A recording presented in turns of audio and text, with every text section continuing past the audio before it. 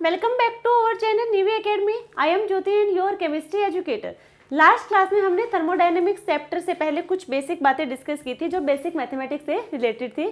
First of all हमने बात की थी यूनिट कन्वर्जन के बारे में, देन डिफरेंशिएशन में हमने first derivative of differentiation, second derivative of differentiation, partial differentiation and total differentiation. उसके अलावा कंप्रेसिबिलिटी फैक्टर यानी कि जिसको हमने जेड से डिनोट किया गया था वो देखा था, और थर्मोडायनेमिक स्क्वायर। ये कुछ बेसिक हमारी डेफिनेशन थी जिनको हमने लास्ट क्लास में डिस्कस कर लिया था। आई होप आप लोगों को समझ आया होगा। आज की क्लास में हम थर्मोडायनेमिक्स चैप्टर को स्टार्ट कर रहे हैं। तो सबसे पहले थर्मोडायनेमिक्स की डेफिनेशन क्या होगी वो देखो। थर्मोडायनेमिक्स होगा क्या? It is the branch of physical chemistry, branch of physical chemistry which deals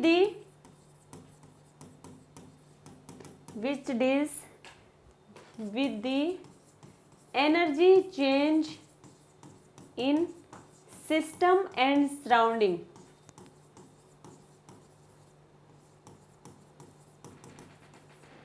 during a process या फिर कहें रिएक्शन करते टाइम पे जो सिस्टम और सराउंडिंग के बीच में जो एनर्जी का चेंज हो रहा है उसी की स्टडी को हम क्या कहते हैं?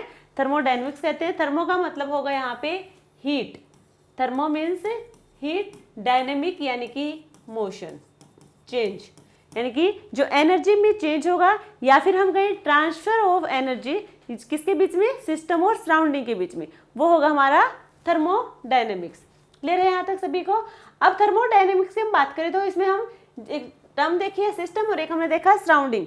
थर्मो का तो हमने बता दिया, थर्मो मतलब हीट, डायनेमिक यानी कि मोशन, यानी कि जो हीट में चेंज होगा या फिर कहें हम चेंज इन एनर्जी, और किसके बीच में? सिस्टम एंड सराउंडिंग के बीच में जो एनर्जी का चेंज होगा उसको हम थर्मोडायनेमिक्स कहेंगे। ये सिस्टम और सराउंडिंग क्या है इसके बारे में बात कर ले तो सिस्टम होगा observable part of universe, observable part of universe. देखो जो यूनिवर्स है, यूनिवर्स होगा सिस्टम प्लस सराउंडिंग, सिस्टम और सराउंडिंग दोनों को मिला के हमारा मिलेगा यूनिवर्स। और यूनिवर्स में जो ऑब्जर्वेबल पार्ट होगा वो होगा हमारा सिस्टम, यानी कि जिस किसी एक चीज को हम नोटिस कर रहे हैं वही हमारा ऑब्जर्वेबल पार्ट होगा जिसको हम ऑब्जर्व कर रहे हैं। उसके अलावा बाकी का जितना भी पोर्शन है जिसको हम ऑब्जर्व कर रहे हैं वो हमारा सिस्टम है, बाकी का जितना भी रहेगा वो हमारा क्या हो जाएगा?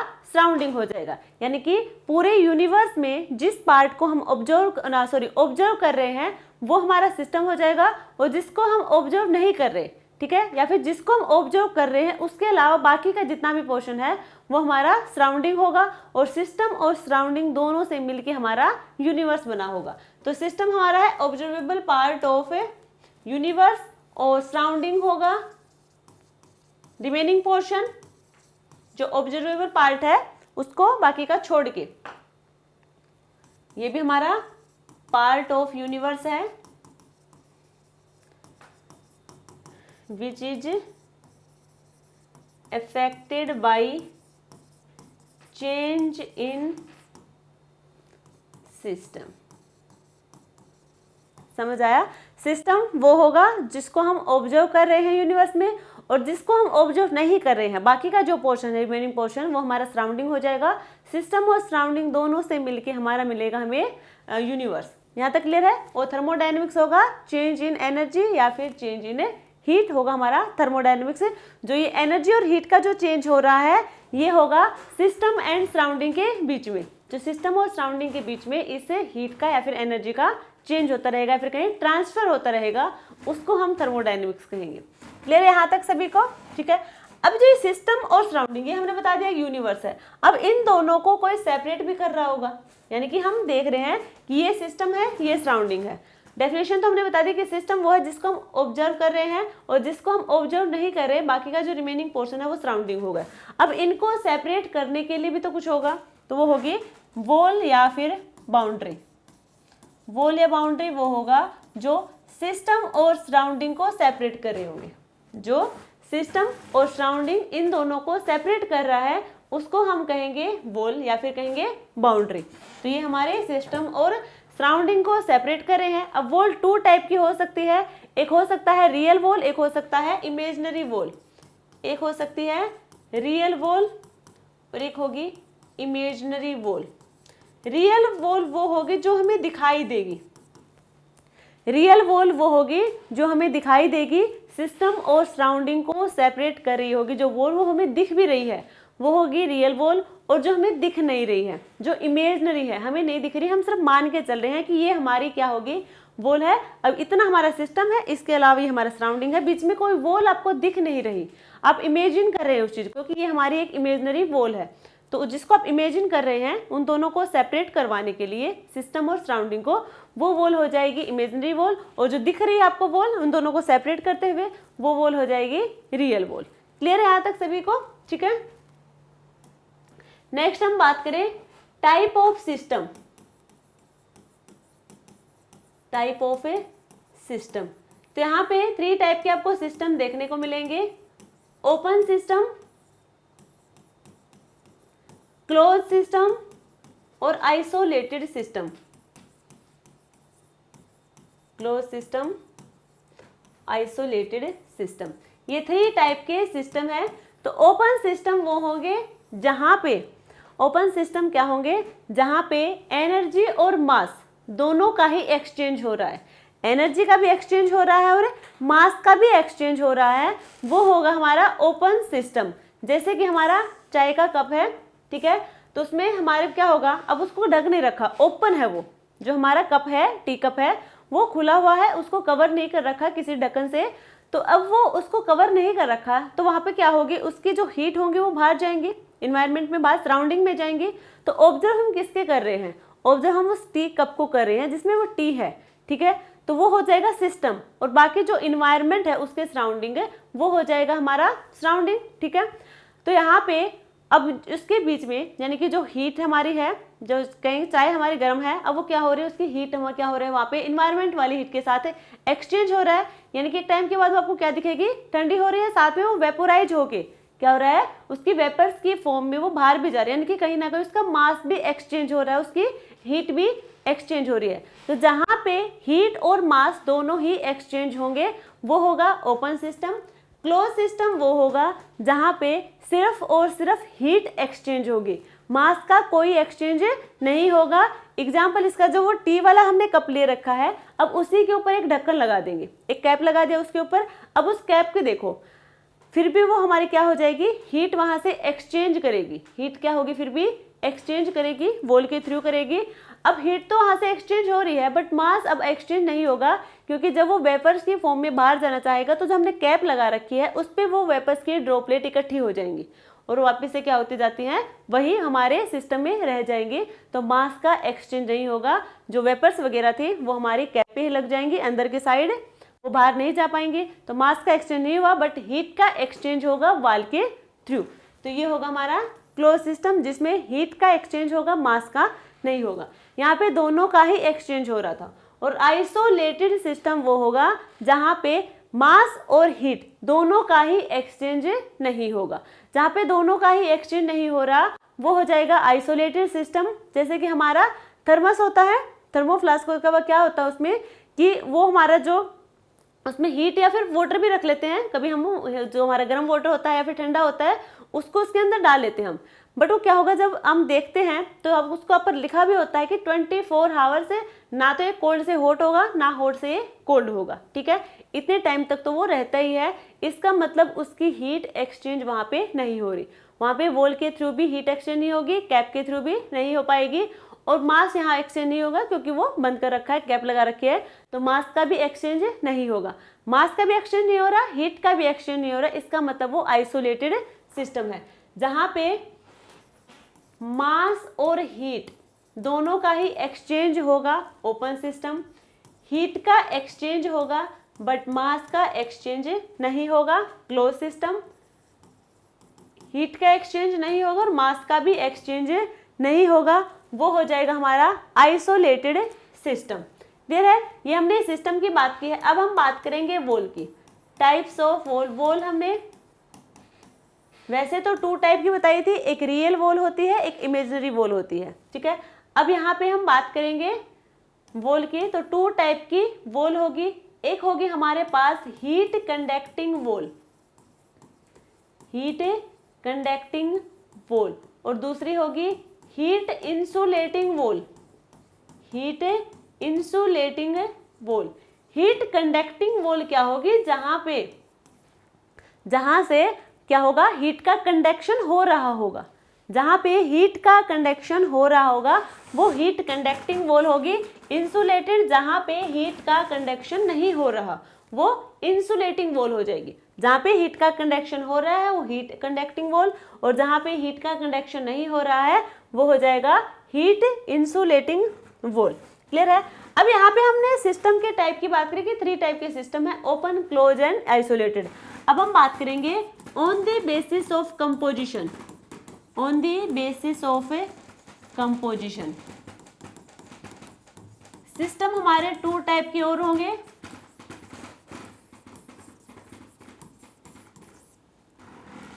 एक होगा होमोजेनस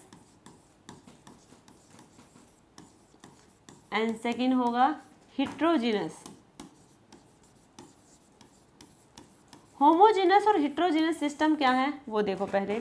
होमोजेनस वो होंगे जहां पे फेज हमारा क्या होगा, सेम होगा, all reactant and product are in same phase, all reactants and products are in same phase, ठीक है। जो हमारे रिएक्टेंट है और प्रोडक्ट है, यदि दोनों ही हमारे, यानी कि जो हमारा एरो है उस एरो से लेफ्ट साइड यानी कि रिएक्टेंट, राइट साइड यानी कि प्रोडक्ट, दोनों सेम फेज में है तो वो होंगे हमारे होमोजेनस सिस्टम। और दोनों यदि रिएक्टेंट और प्रोडक्ट दोनों यदि डिफरेंट स्टेट में है, डिफरेंट फेज में है, स्टेट भी हम कह सकते हैं, डिफरेंट में होंगे तो वो हो जाएगा हिट्रो। होमो का मतलब ही क्या होगा, होमो का मतलब होगा सेम, और हिट्रो का मतलब होता है different. All reactants and product are in different phase, different phase, ठीक है। यानी कि यहाँ पे रिएक्टेंट और प्रोडक्ट डिफरेंट फेज में होंगे तो हिट्रोजेनस सिस्टम होगा, सेम फेज में होंगे तो होमोजेनस सिस्टम होगा। सिस्टम मेनली 3 टाइप के हमने ऊपर भी डिस्कस किए, open system, close system, isolated system. ये हमने हीट और मास के बेस पे देखे थे। यदि वो दोनों एक्सचेंज हो रहे हैं तो हमारा ओपन, यदि हीट एक्सचेंज हो रहा है, मास नहीं हो रहा तो क्लोज, यदि दोनों ही नहीं हो रहे तो आइसोलेटेड सिस्टम हो जाएगा। तो यहाँ पे हमने टाइप ऑफ सिस्टम और टाइप ऑफ वॉल की बात की है। अब हम बात करेंगे प्रॉपर्टी के बारे में, प्रॉपर्टीज ऑफ सिस्टम, सिस्टम की प्रॉपर्टी के बारे में बात करेंगे। तो यहाँ पे प्रॉपर्टी आपको 2 टाइप की देखने को मिलेगी, एक होती है इंटेंसिव प्रॉपर्टी, इंटेंसिव प्रॉपर्टी, और एक होती है एक्सटेंसिव प्रॉपर्टी। इंटेंसिव प्रॉपर्टी और एक्सटेंसिव प्रॉपर्टी, इनमें डिफरेंस क्या है। सबसे पहले इंटेंसिव प्रॉपर्टी की बात करेंगे। इंटेंसिव प्रॉपर्टी होगी वो इंडिपेंडेंट होगी, independent of A mass, independent of mass but depends upon type of matter. Matter के टाइप पे डिपेंड करेगा बट मास पर डिपेंड नहीं करेगा। मैटर किस टाइप का है, यानी कि मैटर किस टाइप का, उस पर तो ये इंटेंसिव प्रॉपर्टी डिपेंड करेगी, बट मैटर का मास क्या होगा उस पर ये डिपेंड नहीं करेगी। एक्सटेंसिव प्रॉपर्टी ये क्या होगा, डिपेंडेंट होगा, dependent on mass and type of a matter. Mass and type of matter, ये मास पे भी डिपेंड करेगा मैटर के और टाइप पे भी डिपेंड करेगा, बट इंटेंसिव प्रॉपर्टी सिर्फ और सिर्फ मैटर के टाइप पे डिपेंड करने वाली है। नेक्स्ट हम बात करें, नेक्स्ट प्रॉपर्टी होगी ये non additive, non additive in nature, और एक्सटेंसिव प्रॉपर्टी होगी एडिटिव इन नेचर। एग्जाम्पल की बात करें तो सबसे पहले एक्सटेंसिव प्रॉपर्टी की बात करें तो एक्सटेंसिव प्रॉपर्टी के एग्जाम्पल होंगे इंटरनल एनर्जी,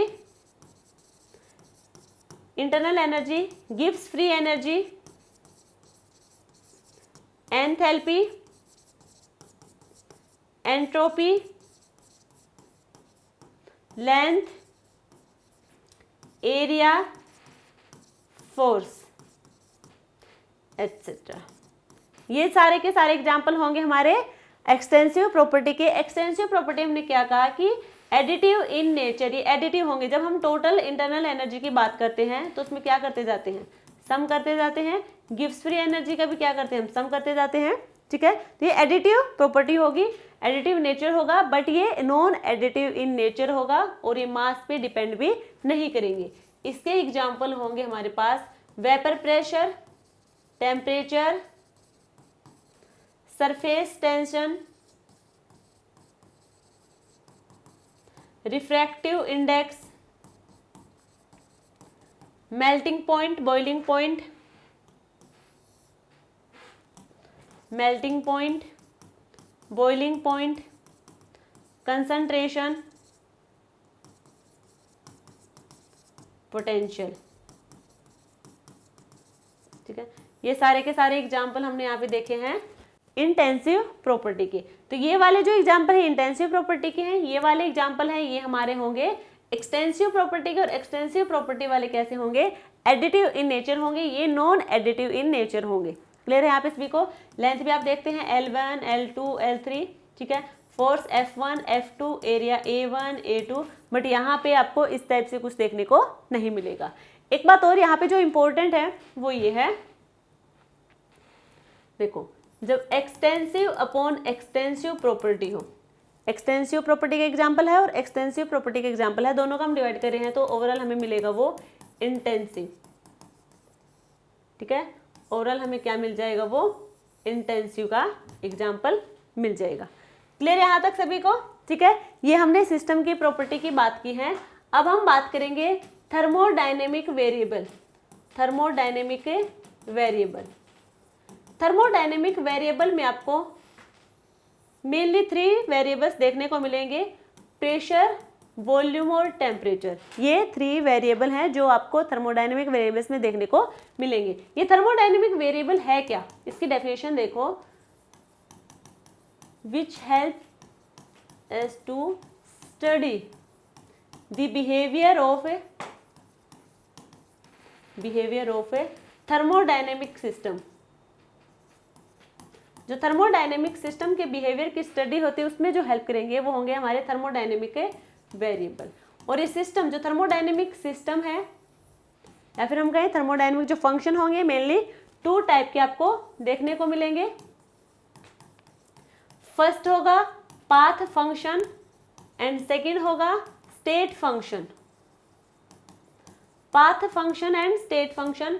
पाथ फंक्शन यानी कि कोई ऐसा फंक्शन जो पाथ पे डिपेंड करता हो, पाथ पे डिपेंड करेगा तो पाथ फंक्शन हो जाएगा, और जो पाथ पे डिपेंड नहीं करेगा, पाथ इंडिपेंडेंट होगा, वो हमारा हो जाएगा स्टेट फंक्शन। स्टेट फंक्शन हमने लास्ट क्लास में भी डिस्कस किया था जब हम बात कर रहे थे डिफरेंशिएशन की, तो वहाँ पे हमने स्टेट फंक्शन की बात की थी। यदि कोई हमारे पास स्टेट फंक्शन है तो वो हमारा, जब उसका हम डिफरेंशिएशन करते हैं, डिफरेंशिएशन में पार्शियल डिफरेंशिएशन, और पार्शियल डिफरेंशिएशन में भी हमने बात की थी ERR यानी कि यूलर रेसिप्रोकल रूल की बात की थी, तो वो हमने स्टेट फंक्शन वालों के लिए की थी। तो यहाँ पे देखो पाथ फंक्शन जो पाथ पे डिपेंड करता हो वो हो जाएगा पाथ फंक्शन। इसके एग्जाम्पल होंगे हीट एंड वर्क। हीट और वर्क हमारे पाथ फंक्शन होंगे। बात करें स्टेट फंक्शन की जो पाथ पे डिपेंड नहीं करते, जो इनिशियल स्टेट और फाइनल स्टेट पर डिपेंड करेंगे, जो इनिशियल स्टेट और फाइनल स्टेट पर डिपेंड करेंगे वो होंगे स्टेट फंक्शन। मान लीजिए ये हमारे पास है इनिशियल, ये है फाइनल, ठीक है। तो ये पाथ फंक्शन होगा कि कहाँ से जा रहा है, इस पूरे पाथ पे डिपेंड करेगा, ठीक है। इनिशियल स्टेट से लेके फाइनल स्टेट तक ये किस पाथ पे जा रहा है उस पाथ पे डिपेंड करेगा, तो वो पाथ फंक्शन हो जाएगा। और जो पाथ फंक्शन पे डिपेंड ना हो कि सिर्फ इनिशियल स्टेट और फाइनल स्टेट पे डिपेंड हो, ठीक है, जो इनिशियल और फाइनल स्टेट पर डिपेंड हो तो वो हो जाएगा स्टेट फंक्शन। क्लियर यहाँ पे। और स्टेट फंक्शन के एग्जाम्पल की बात करें तो internal energy, Gibbs free energy, entropy, enthalpy, ठीक है, ये सब होंगे हमारे पास स्टेट फंक्शन। प्रेशर हो गए, वॉल्यूम हो गए, सारे किसमें आएंगे, स्टेट फंक्शन में आएंगे, यानी कि इन दोनों को छोड़ के बाकी जितने भी हम यहाँ पे टर्म यूज करने वाले हैं वो सारे के सारे स्टेट फंक्शन होंगे। और स्टेट फंक्शन यानी कि इनिशियल स्टेट और फाइनल स्टेट पे ये डिपेंड रहने वाले हैं। ये यहाँ पे अब सबसे पहले हम पाथ फंक्शन की बात करेंगे। पाथ फंक्शन में सबसे पहले हीट की बात करेंगे, उसके बाद वर्क की बात करेंगे। तो हीट क्या है वो देखो, हीट को हम डिनोट करेंगे Q से। हीट क्या है अभी हमने बताया, हीट यहाँ पे है पाथ फंक्शन, पाथ है डिपेंडेंट फंक्शन, ठीक है, और ये disordered form of energy, disordered form of energy. Disordered का मतलब होगा कि इसकी कोई डायरेक्शन नहीं है, हीट की कोई डायरेक्शन नहीं होगी, नॉन डायरेक्शन होता है, इसलिए हम कहेंगे डिसऑर्डर्ड फॉर्म ऑफ एनर्जी, ठीक है।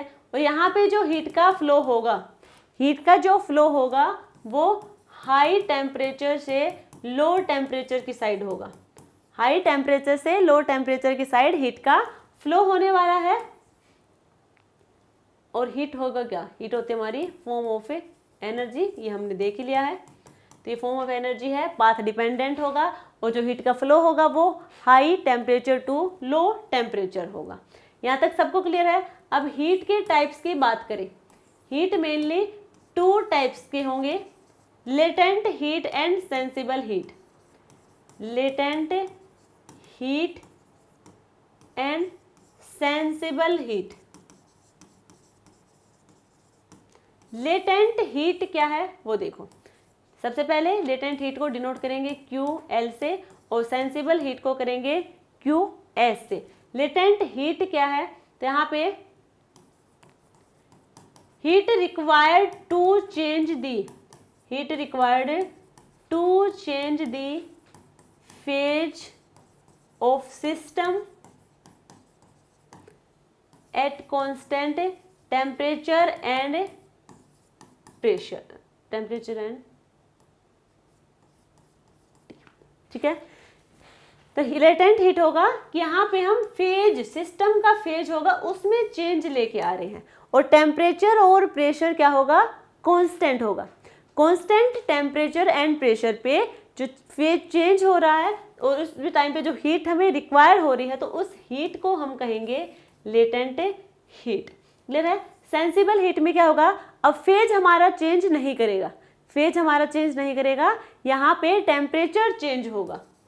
Heat required to change, heat required to change the temperature of system without any changing in, without any changing in phase. Phase में कोई चेंज नहीं होगा सेंसिबल हीट में, यहाँ पे टेम्परेचर में चेंज होगा, बट लेटेंट हीट में फेज चेंज होगा, टेम्परेचर और प्रेशर यहाँ पे सेम रहने वाले हैं। क्लियर है यहाँ तक सभी को, ठीक है। अब हम बात करें लेटेंट हीट का एग्जाम्पल की, तो लेटेंट हीट का एग्जाम्पल देखो,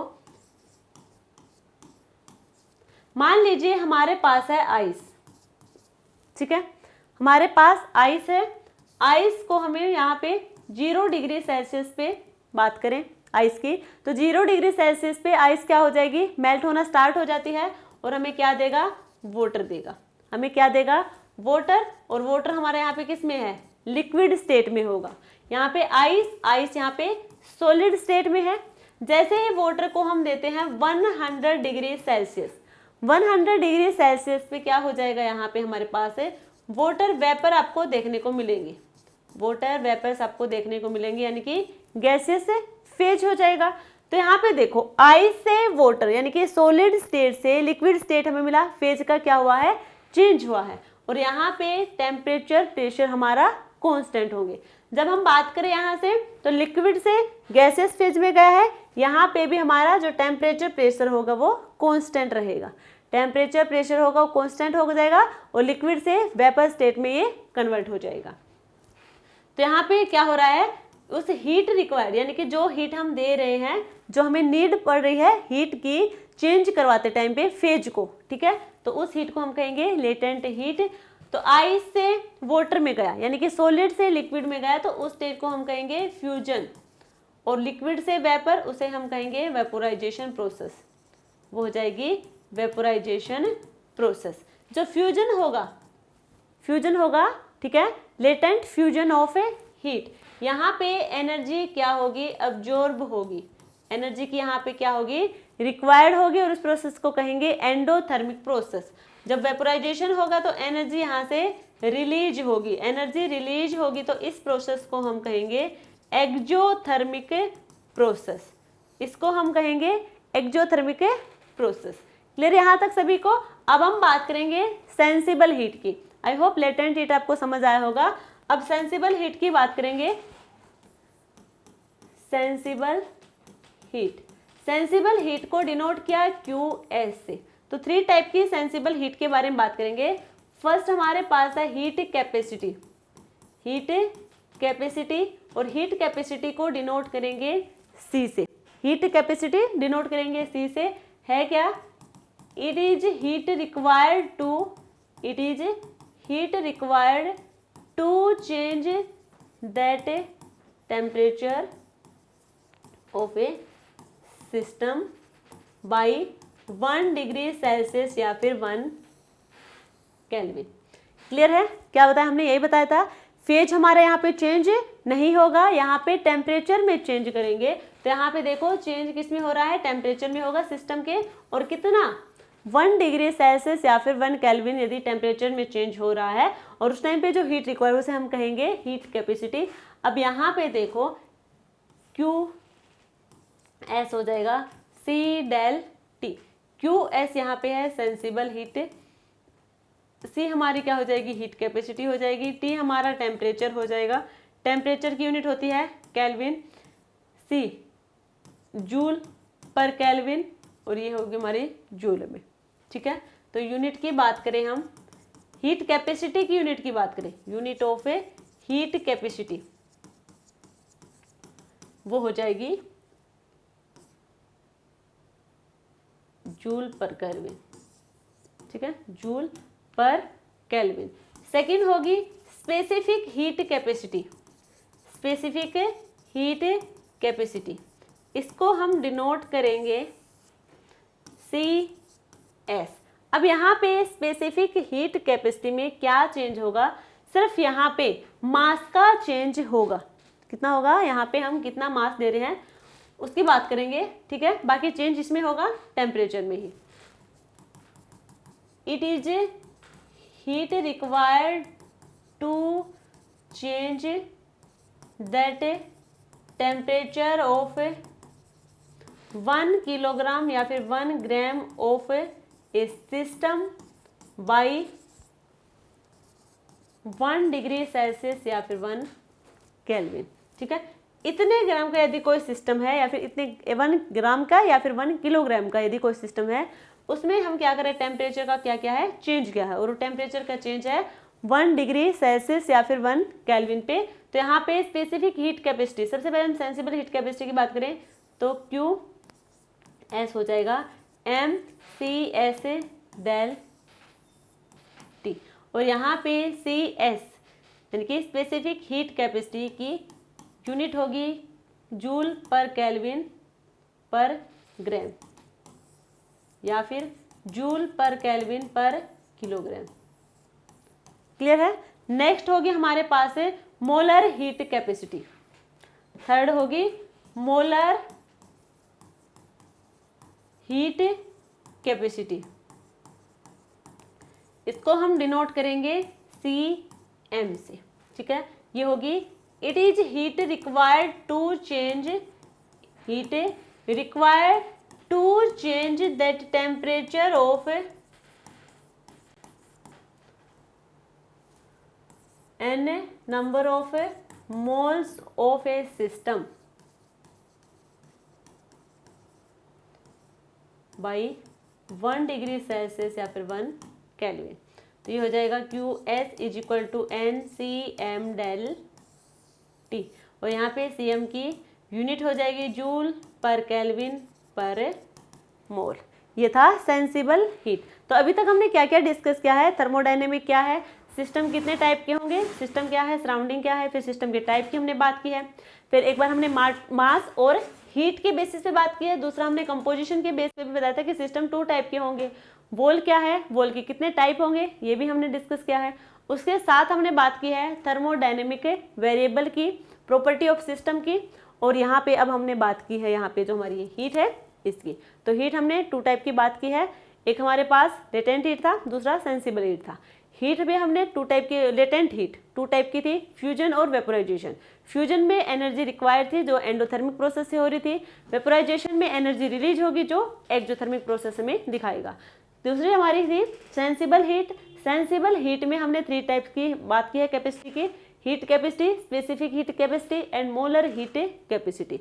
आई होप यहाँ तक आपको समझ आया होगा। बात करेंगे नेक्स्ट, हमारा पाथ फंक्शन था वर्क। नेक्स्ट पाथ फंक्शन था हमारा वर्क। तो वर्क के बारे में हम डिस्कस करने वाले हैं कि वर्क क्या है। देखो, वर्क हमारा वही पाथ डिपेंडेंट क्वांटिटी होगी, पाथ डिपेंडेंट होगा, ठीक है यहाँ पे। और यहाँ पे हमारे पास है work ordered form of energy, ordered form of energy. ये ऑर्डर्ड फॉर्म होगा, इसकी डायरेक्शन होगी वर्क हमारा, जिसको हम W से डिनोट करेंगे, और W हमारा क्या होगा, -P external del V। Del V यानी कि चेंज इन वॉल्यूम, और चेंज इन वॉल्यूम का मतलब क्या होगा, final volume minus initial volume is equal to -P external final volume minus initial volume. Clear है। और ये हो जाएगा वर्क डन, ये हमारा वर्क डन होगा। अब वर्क डन भी 2 टाइप के होंगे, एक होगा एक्सपेंशन और एक होगा कॉम्प्रेशन। एक्सपेंशन और कॉम्प्रेशन। एक्सपेंशन में क्या होगा, work done by the system, work done by the system and heat released by the system, heat released by the system. यदि आपको न्यूमेरिकल वाले क्वेश्चंस में इस टाइप के कुछ आपको सेंटेंस दिख जाता है न्यूमेरिकल में ही, तो यहाँ पे समझ लेना work done by the system या फिर heat release by the system. इसका मतलब वहाँ पे जो वर्क डन होगा वो हो जाएगा नेगेटिव में, उस वर्क डन को हमें नेगेटिव में लिखना है। अब और वो कैसा होगा, एक्सपेंशन। कंप्रेशन में क्या होगा, work done on the system या फिर heat absorbed by the system. यदि इस टाइप से आपको कुछ लिखा दिखता है न्यूमेरिकल वाले क्वेश्चन में, समझ जाना कि वहाँ पे जो वर्क डन होगा वो होगा पॉजिटिव। यहाँ पे वर्क डन पॉजिटिव, कंप्रेशन में, एक्सपेंशन में वर्क डन होगा नेगेटिव में। तो ये हमने बात की है वर्क की। अब हम बात करेंगे, अब देखो वर्क डन हमारा रिवर्सिबल प्रोसेस में होगा या फिर इरिवर्सिबल प्रोसेस में होगा, इसके लिए आगे हम फॉर्मूला देखेंगे। उससे पहले रिवर्सिबल प्रोसेस क्या है और इरिवर्सिबल प्रोसेस क्या है उसके बारे में थोड़ा सा हम बात कर लें। रिवर्सिबल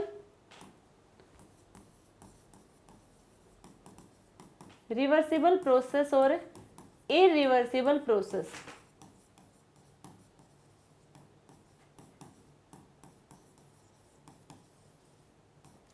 इरिवर्सिबल प्रोसेस, रिवर्सिबल क्या होगा, देखो वैसे तो आपको केमिकल रिएक्शन में पता है, ऑर्गेनिक में आप देखते हैं कि रिवर्सिबल रिएक्शन क्या होती है कि रिएक्टेंट से प्रोडक्ट की फॉर्मेशन, प्रोडक्ट से वापस से रिएक्टेंट की फॉर्मेशन, ये होता है रिवर्सिबल रिएक्शन। और इरिवर्सिबल रिएक्शन वो होगी जहाँ पे रिएक्टेंट से सिर्फ प्रोडक्ट की फॉर्मेशन होती है, प्रोडक्ट से वापस से रिएक्टेंट की फॉर्मेशन नहीं होती है, वो है इरिवर्सिबल रिएक्शन। हम बात करें इसके प्रोसेस की कि रिवर्सिबल प्रोसेस और इरिवर्सिबल प्रोसेस क्या है। तो रिवर्सिबल प्रोसेस में होंगे यहाँ पे हमारे पास infinite step of, infinite small steps, ठीक है। यहाँ पे क्या होगा, इनफाइनाइट स्मॉल स्टेप्स में आपको ये रिएक्शन होते हुए दिखेगी, और इरिवर्सिबल रिएक्शन में फाइनाइट स्टेप आपको देखने को मिलेंगे। यहाँ पे not possible in reversible process है, नॉट पॉसिबल इन रियल या फिर कहें एक्चुअल। एक्चुअल में ये पॉसिबल ही नहीं है, जो हमारा रिवर्सिबल प्रोसेस है ये एक्चुअल में ये पॉसिबल नहीं है, बट इरिवर्सिबल प्रोसेस एक्चुअल में पॉसिबल है, पॉसिबल इन रियल। ये रियल में पॉसिबल है, ये रियल में पॉसिबल नहीं है। यहाँ पे इनफाइनाइट स्मॉल स्टेप्स में आपको रिएक्शन होते हुए दिखेगी, यहाँ पे फाइनाइट स्टेप में आपको रिएक्शन होते हुए दिखेगी। ठीक है, अब ये हमारे हैं। यदि हम बात करें कि रिएक्शन जो कंप्लीट होगी, हमारे कंप्लीशन में कितना टाइम लेगा, ये इनफाइनाइट टाइम लेगा, infinite time of a completion. और यहाँ पे क्या होगा, finite time of a completion. ठीक है, जो फोर्स होगा ड्राइविंग फोर्स और opposing force, force two type के, ड्राइविंग फोर्स और ओपोजिंग, जो हमारे ड्राइविंग फोर्स के इसके साथ में लगेगा, इसके अपोजिट साइड, वो दोनों फोर्स यहाँ पे क्या होंगे, इक्वल होंगे रिवर्सिबल प्रोसेस में। साथ में यहाँ पे जो एक्सटर्नल प्रेशर और इंटरनल प्रेशर होगा वो भी ऑलमोस्ट इक्वल होंगे। ड्राइविंग फोर्स और ओपोजिंग फोर्स, एक्सटर्नल प्रेशर और इंटरनल प्रेशर दोनों ही ऑलमोस्ट क्या होंगे, इक्वल होंगे। बट यहाँ पे ड्राइविंग फोर्स ज़्यादा होगा ओपोजिंग फोर्स के कंपैरिजन में, और एक्सटर्नल प्रेशर ज़्यादा होगा इंटरनल प्रेशर के कंपैरिजन में। क्लियर यहाँ पे सभी को? ये हमने बात की है रिवर्सिबल रिएक्शन और इरिवर्सिबल रिएक्शन की। अब हम बात करेंगे वर्क डन की। जो हम बात कर रहे थे वर्क हम रिवर्सिबल में करवाएंगे या फिर इरिवर्सिबल में करवाएंगे। देखो, करवाने को तो हम रिवर्सिबल रिएक्शन में करवा दें, इसका फॉर्मूला भी हम देखेंगे, बट यहाँ पे क्या होगा, इनफाइनाइट स्टेप आपको देखने को मिलेंगे। यानी कि वर्क क्या है, सबसे पहले देखो, वर्क हमारा पाथ फंक्शन है। मान लीजिए हमारा वर्क हो रहा है इस टाइप से, तो इसका जो भी पाथ होगा, ये नहीं है कि ये इनिशियल और फाइनल स्टेट पे डिपेंड करेगा, ये पाथ पे डिपेंड करेगा वर्क। और जहां से जिधर भी, जिस साइड से भी वर्क हो रहा है, जिस साइड भी इसका पाथ है, जहां भी है, हर पाथ के हर एक जो छोटे से छोटा स्टेप होगा उसको आपको कैलकुलेट करना पड़ेगा। और रिवर्सिबल रिएक्शन क्या होगा, इनफाइनाइट स्मॉल स्टेप में होगी। ठीक है, तो यहाँ पे हम रिवर्सिबल रिएक्शन, रिवर्सिबल प्रोसेस से ही रिएक्शन देख सकते हैं हम। कॉन्सेप्ट को समझने के लिए तो हम रिवर्सिबल प्रोसेस ही लगाएंगे, बट एक्चुअल में वर्क डन में हम इरिवर्सिबल प्रोसेस से देखेंगे। ठीक है, सिर्फ कॉन्सेप्ट को समझने के, कॉन्सेप्ट को क्लैरिफाई करने के लिए हम रिवर्सिबल प्रोसेस यूज करते हैं। एक्चुअल में होगा कैसा, फिर इरिवर्सिबल प्रोसेस यहाँ पे होगा। क्लियर है यहाँ पे सभी को? ठीक है, तो ये रिवर्सिबल और इरिवर्सिबल प्रोसेस की बात की है। अब हम बात करेंगे law of thermodynamics, law of thermodynamics. सबसे पहला हमारा होगा zeroth law of thermodynamic, zeroth law of thermodynamic. Zeroth law क्या होगा, ये बेस होगा, based on law of thermal equilibrium, based on law of thermal equilibrium. मतलब क्या है, देखो यहाँ पे हमारे पास है ये 3 बॉडीज हैं, बॉडीज 1, B एंड C। यदि मान लीजिए टेम्परेचर A और B का और टेम्परेचर A और, या फिर हम कहें टेम्परेचर A और C का और B और C का, A C B C का टेम्परेचर हमारा क्या है, इक्वल है। इक्वल है तो यहाँ पे जो हमारी थर्ड बॉडी होगी टेम्परेचर A और B का, ये भी क्या हो जाएगा, इक्वल हो जाएगा। यही हमारा बता रहे थे थर्मल इक्विलिब्रियम में। ठीक है, थर्मल इक्विलिब्रियम में यही बता रहा है, यदि 2 बॉडीज का टेम्परेचर आपस में क्या होगा, इक्विलिब्रियम पोजीशन पे है, इक्वल है, तो क्या हो जाएगा, थर्ड का भी अपने आप ही क्या हो जाएगा, इक्वल हो जाएगा। क्लियर है? यह है जीरोथ लॉ ऑफ थर्मोडायनेमिक्स। आपको जो मेन पॉइंट यहाँ पे याद रखना है वो ये है, ये किस पे बेस्ड है, लॉ ऑफ थर्मल इक्विलिब्रियम पे। नेक्स्ट हम बात करेंगे first law of thermodynamics. First law of thermodynamics, इससे पहले हम बात करेंगे स्टेट फंक्शन। स्टेट फंक्शन, देखो पाथ फंक्शन हमने डिस्कस कर लिए, स्टेट फंक्शन में हम क्या करेंगे, ये डिपेंड होगा इनिशियल एंड फाइनल स्टेट पे, इनिशियल एंड फाइनल स्टेट पे हमारा डिपेंड होगा। उस फंक्शन को हम कहेंगे स्टेट फंक्शन। क्लियर है यहाँ तक सभी को? ठीक है, तो ये इनिशियल और फाइनल स्टेट पे डिपेंड करेगा। इसमें हम सबसे पहला जो स्टेट फंक्शन देखेंगे वो होगा इंटरनल एनर्जी। हमने क्या कहा था कि हम फर्स्ट लॉ ऑफ थर्मोडायनेमिक में इंटरनल एनर्जी और एंथैल्पी के बारे में बात करेंगे। तो इंटरनल एनर्जी को हम यू से डिनोट करेंगे। चेंज इन इंटरनल एनर्जी क्या होगा? क्या हम directly change in internal energy को कैलकुलेट कर सकते हैं? बिल्कुल भी नहीं, उसको हम डायरेक्टली कैलकुलेट नहीं कर सकते। यहाँ पे जितनी भी हमारी एनर्जी होंगी, चाहे वो वाइब्रेशनल एनर्जी हो, रोटेशनल एनर्जी हो, ट्रांसलेशनल एनर्जी हो, काइनेटिक एनर्जी है, पोटेंशियल एनर्जी है, इन सभी एनर्जी का जो सम होगा, जो ओवरऑल इन सभी एनर्जी का सम होगा, वैसे उससे वो सब कैलकुलेट करेगी और उससे हमें इंटरनल एनर्जी हमें वहाँ से मिलेगी। तो ये होता है चेंज इन इंटरनल एनर्जी। ये क्या होगा? सभी एनर्जी के सम के इक्वल होगा।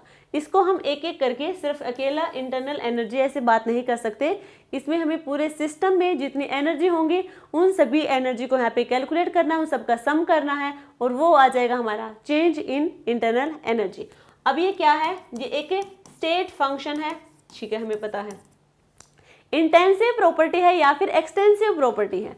तो ये हमारी थी एक्सटेंसिव प्रॉपर्टी, जो डिपेंड करेगी mass and nature of matter के, तो ये एक्सटेंसिव प्रॉपर्टी है। अब यहाँ पे हम बात करें, जो हमारा ये साइक्लिक प्रोसेस में बात करेंगे इंटरनल एनर्जी की। In cyclic process no change, कोई चेंज नहीं होगा। साइक्लिक प्रोसेस में इंटरनल एनर्जी में कोई चेंज नहीं होगा। Del U is equal to zero. Del U क्या हो जाएगा? जीरो हो जाएगा। क्लियर है यहाँ पे सभी को? तो ये हमने बात की है डेल यू के बारे में। अब हम बात करेंगे, ये तो इंटरनल एनर्जी देख ली, इसको हम आगे बात करने वाले हैं। अब हम जाएंगे फर्स्ट लॉ क्या है। तो फर्स्ट लॉ हो जाएगा हमारा based on law of conservation of energy. Conservation of energy, जो जीरोथ लॉ था वो बेस था थर्मल इक्विलिब्रियम पे, और ये बेस होगा हमारा conservation of energy. Energy can't be created और destroyed, but it can be transformed to one form to another,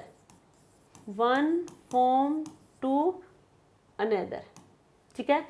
energy को यहाँ पे हम क्रिएट नहीं कर सकते, डिस्ट्रॉय नहीं कर सकते, बट एनर्जी को हम एक फॉर्म से दूसरी फॉर्म में ट्रांसफर कर सकते हैं। एनर्जी को क्रिएट नहीं कर सकते, डिस्ट्रॉय नहीं कर सकते, ना उसे बना सकते हैं ना उसे खत्म कर सकते हैं, उसको हम ट्रांसफॉर्म करते रहेंगे एक फॉर्म से दूसरी फॉर्म में। वो हमारा फर्स्ट लॉ ऑफ थर्मोडायनेमिक्स, और first law of thermodynamics base होगा हमारा law of conservation of energy. Energy के कंजर्वेशन पे हमारा डिपेंड होगा first law of thermodynamics. Clear है? तो यहाँ पे हमने बात किया डेल यू हमारा जीरो होगा साइक्लिक प्रोसेस में। साइक्लिक प्रोसेस में ये जीरो होगा, और डेल यू डायरेक्टली प्रोपोर्शनल होता है डेल टी के। जब टी इंक्रीज होगा तो डेल यू भी यहाँ पे क्या हो जाएगा? इंक्रीज हो जाएगा। यहाँ तक क्लियर है सभी को?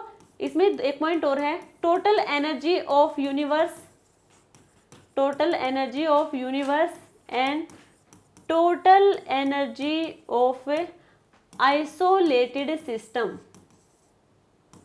यूनिवर्स टोटल एनर्जी और आइसोलेटेड सिस्टम की टोटल एनर्जी ये क्या हो जाएगी? कांस्टेंट होगी। क्या होगी? कांस्टेंट होगी। Total energy of universe and total energy of isolated system क्या हो जाएगी? Will be constant. क्लियर यहां तक सभी को? ठीक है। अब यहां पे हम बात करेंगे टाइप्स ऑफ थर्मोडायनेमिक प्रोसेस। ये इंपॉर्टेंट है। थर्मोडायनेमिक प्रोसेस, फर्स्ट प्रोसेस की बात करें तो फर्स्ट होगा isothermal process. Isothermal process, isothermal process, isothermal, iso मतलब सेम, थर्मल यानी कि टेम्परेचर। तो यहाँ पे टेम्परेचर क्या होगा? कांस्टेंट होगा। यदि टेम्परेचर कांस्टेंट, तो टेम्परेचर के चेंज की बात करें तो वो जीरो के इक्वल हो जाएगा। ठीक है। आइसोथर्मल यानी कि टेम्परेचर सेम होगा, टेम्परेचर सेम यानी कि वो कांस्टेंट है, और उसका हम चेंज की बात करें तो चेंज क्या हो जाएगा? यहाँ पे जीरो हो जाएगा। अब चेंज जीरो हो गया तो according to first law, according to first law, तो फर्स्ट लॉ के अकॉर्डिंग डेल यू होगा हमारा क्यू प्लस डब्लू होगा, ये है फर्स्ट लॉ। ठीक है, तो फर्स्ट लॉ के according del U is equal to Q plus W. ठीक है, अब डेल यू होगा वो डायरेक्टली प्रोपोर्शनल किसके होता है, डेल टी के। क्लियर यहाँ तक है? क्या होगा, जब टेम्परेचर का चेंज इंक्रीज होगा तो इंटरनल एनर्जी का चेंज भी क्या हो जाएगा, इंक्रीज हो जाएगा। क्लियर है यहाँ पे सभी को? तो यहाँ पे और साइक्लिक प्रोसेस में होगा ये सारा प्रोसेस, तो साइक्लिक प्रोसेस में क्या होता है, डेल यू जीरो के इक्वल हो जाएगा, ये zero Q plus W, Q हो जाएगा माइनस डब्लू। वर्क डन यहाँ पे नेगेटिव है, वर्क डन नेगेटिव कब होगा, work done by the system, work done by the system. Clear यहां तक सभी को? और ये हमारी हीट किस में है, पॉजिटिव में, यानी कि heat absorb by the system, heat absorb by the system. अब इसी को हम आइडियल गैस इक्वेशन लग देखें यहाँ पे, according to ideal gas equation. Ideal gas equation होती है हमारे पास P V is equal to n R T. मान लीजिए एन हमारे पास 1 है, तो P V is equal to R T, P V R T के इक्वल हो जाएगा। आर टी टेम्परेचर, यहाँ पे हमने क्या बताया, आइसोथर्मल प्रोसेस में टेम्परेचर कांस्टेंट है, आर हमारा गैस कांस्टेंट है, दोनों ही हमारी क्या होगी, ये कांस्टेंट, तो पी वी ओवरऑल हमारा कांस्टेंट है। पी और वी यानी कि प्रेशर और वॉल्यूम के बीच में हम ग्राफ प्लॉट करवाएंगे, प्रेशर और वॉल्यूम, तो वॉल्यूम को इधर लेके आएंगे is equal to 1 by V. तो क्या होगा, जब प्रेशर इंक्रीज होगा तो वॉल्यूम क्या होगा, डिक्रीज होगा, यानी कि एक दूसरे के इनवर्सली प्रोपोर्शनल है। जब एक दूसरे के इनवर्सली प्रोपोर्शनल होंगे तो हमने यहाँ पे कहा था कि हमारे पास हाइपरबोला ग्राफ आपको देखने को मिलेगा। क्या बताया था, x की पावर n y की power m is equal to, यदि कांस्टेंट है ये, तो यहाँ पे हाइपरबोला ग्राफ आपको देखने को मिलेगा, जो कि ये होगा। तो ये थी हमारी फर्स्ट थर्मोडायनेमिक प्रोसेस है, आइसोथर्मल प्रोसेस। अब हम बात करेंगे सेकंड की, सेकंड है isochoric process. Isochoric process, isochoric में क्या होगा, वॉल्यूम हमारा कांस्टेंट होगा, वॉल्यूम कांस्टेंट, तो चेंज इन वॉल्यूम हमारा जीरो के इक्वल आ जाएगा। W होता है minus P external del V, ये जीरो, तो पूरी हमारी वर्क डन क्या हो जाएगा, जीरो के इक्वल हो जाएगा। According to first law, first law के अकॉर्डिंग हम बात करेंगे, del U is equal to Q plus W, W हमारा जीरो होगा, del U is equal to Q, del U Q के इक्वल हो जाएगा। अब यहाँ पे कांस्टेंट वॉल्यूम है, तो ये क्या हो जाएगा, कांस्टेंट वॉल्यूम पे क्या है, ये हीट कैपेसिटी है, ये होगी heat capacity at constant volume.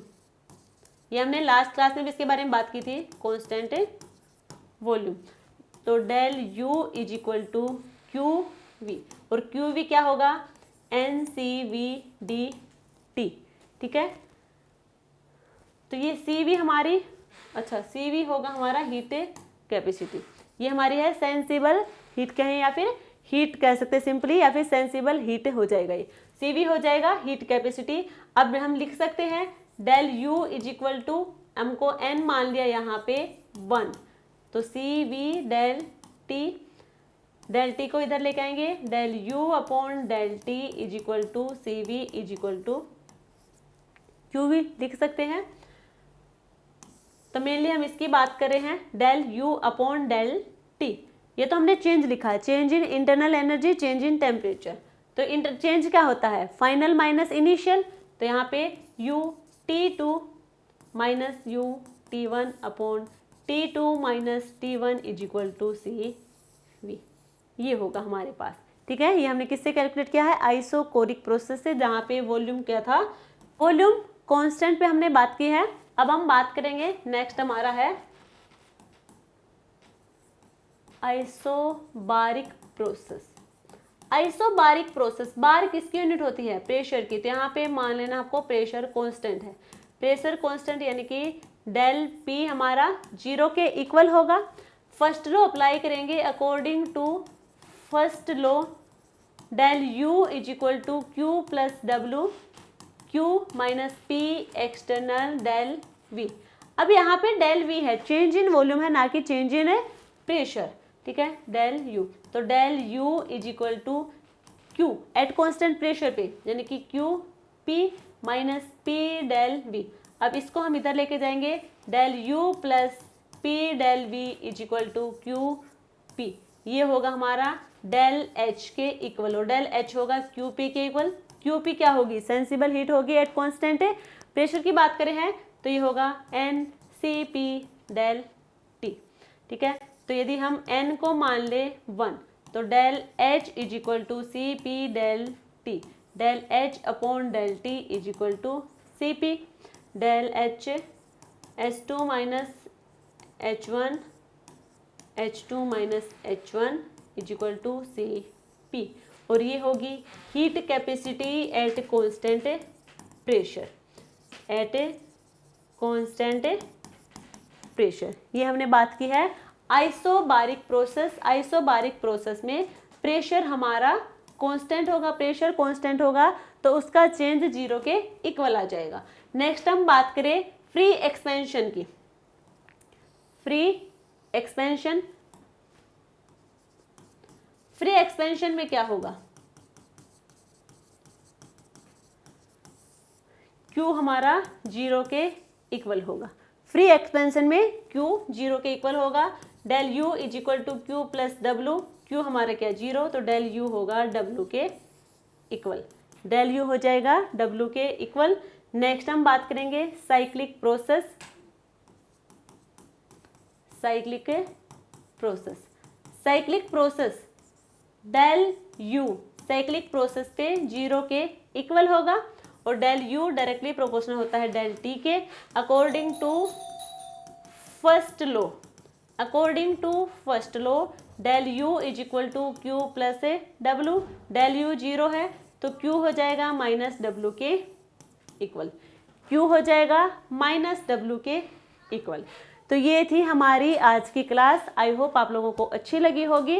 आज की क्लास में हमने सिर्फ इंटरनल एनर्जी की बात की है। फर्स्ट लॉ ऑफ थर्मोडायनेमिक्स में थोड़ा सा हमने फॉर्मूला बता दिया है डेल एच का, जो कि del U plus P del V के इक्वल होगा। नेक्स्ट क्लास में हम डेल एच की बात करेंगे, और सेकेंड लॉ ऑफ थर्मोडायनेमिक्स में कैरनोट साइकिल और कैरनोट रेफ्रिजरेटर, साथ में हम बात करेंगे डेल एस के बारे में। Thank you.